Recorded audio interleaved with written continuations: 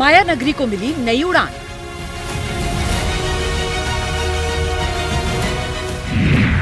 अटल सेतु बनेगा मुंबई की नई पहचान।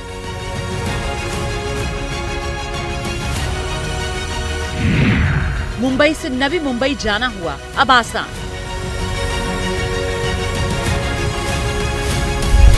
इस सेतु के रास्ते महाराष्ट्र में विकास की नई गाथा लिखी जाएगी।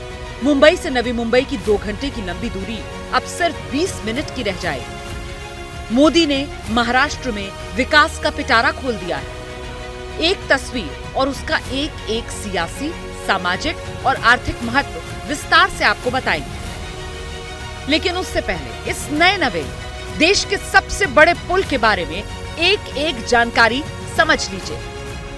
अटल सेतु की कुल लंबाई 21.8 किलोमीटर है, जिसमें 16.5 किलोमीटर समुद्र पर और 5.5 किलोमीटर के करीब जमीन पर बना है। ब्रिज की कुल लागत 17,843 करोड़ रुपए है। दोनों तरफ 3-3 लेन में वाहन चल सकेंगे। सेतु के उद्घाटन के बाद जहां एक तरफ सत्ताधारी गठबंधन के हौसले बुलंद हैं, दूसरी तरफ महाविकास अघाड़ी ने पुल के उद्घाटन में देरी पर सवाल उठाए। बहुत दिनों से उनका लोकार्पण पेंडिंग था, क्योंकि जब तक चुनाव नहीं आते तब तक प्रधानमंत्री को टाइम नहीं मिलता। बड़ा प्रोजेक्ट है तो प्रधानमंत्री आज उनका उद्घाटन करेंगे। हमने बार बार ये सवाल पूछा था कि सब कुछ तैयार है और प्रधानमंत्री को टाइम नहीं, तो आप जनता के लिए खुला कर दीजिए। लेकिन बीजेपी की एक भूमिका होती है, जब तक प्रधानमंत्री को टाइम नहीं तब तक कोई भी योजना लोगों के सामने या लोगों के काम के लिए मंजूर नहीं की जाती। खैर, मोदी का ये दौरा कई मायनों में ऐतिहासिक है। मोदी ने दौरे की शुरुआत नासिक से की, जहां वनवास के दौरान प्रभु राम, माता सीता और भाई लक्ष्मण ने लंबा समय बिताया। नासिक की जनता से सीधा कनेक्ट करते हुए पीएम ने रोड शो भी किया। सीएम एकनाथ शिंदे और दोनों डिप्टी सीएम प्रधानमंत्री के साथ 24 के चुनाव का संदेश भी दे रहे थे। लोगों ने प्रधानमंत्री मोदी पर फूल बरसाकर उनका स्वागत किया। मोदी ने पूजा भी की और जीत का आशीर्वाद भी लिया। प्रधानमंत्री मोदी ने इसके बाद देश की ताकत युवा शक्ति से संपर्क साधा।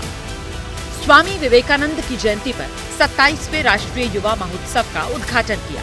युवाओं के इस कार्यक्रम में देश भर के 7,500 युवा प्रतिनिधि हिस्सा ले रहे हैं। मेवाड़ में क्या है, महाराणा प्रताप की जो किला है, अकबर भेद नहीं पाया, उसकी कहानी बता रहे थे। आज प्रधानमंत्री जी को भी ये सुनाने वाली है। हाँ, अगर मुझे मौका मिला तो पक्का। आपके मन में क्या है मोदी जी के लिए? जैसे हम गरबा खेलते खेलते आगे बढ़ते रहते हैं, वैसे नरेंद्र मोदी जी आगे बढ़ते रहे और हम सब साथ उनके चलते रहे। इस कार्यक्रम में पीएम मोदी का जिस अंदाज में स्वागत हुआ वो अभिभूत करने वाला था।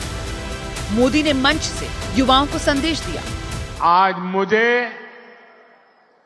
कालाराम मंदिर में दर्शन करने का, मंदिर परिसर में सफाई करने का सौभाग्य मिला है। 22 जनवरी तक हम सभी देश के तीर्थ स्थानों की, मंदिरों की साफ सफाई करें, स्वच्छता का अभियान चलाएं। जानना समझना जरूरी है, मोदी का महाराष्ट्र दौरा इतना अहम क्यों है। महाराष्ट्र में यूपी के बाद लोकसभा की सबसे ज्यादा 48 सीट है। राज्य की 2 बड़ी पार्टियां एनसीपी और शिवसेना 2 गुटों में टूट चुकी हैं। एनसीपी शिवसेना में विभाजन के बाद महाराष्ट्र में पहला चुनाव है। लोकसभा चुनाव के बाद महाराष्ट्र में विधानसभा चुनाव भी होना है। 2019 लोकसभा चुनाव में एनडीए को यहां 48 में से 41 सीटों पर जीत मिली थी। 5 साल पहले मोदी उद्धव साथ थे, एनसीपी कांग्रेस खिलाफ, लेकिन अब शिवसेना के शिंदे और एनसीपी के अजित पवार दल बदल कर मोदी के साथ खड़े हैं। बीजेपी के इन जोड़ीदारों का टेस्ट होना अभी बाकी है और इसीलिए मोदी ने खुद कमान संभाली है।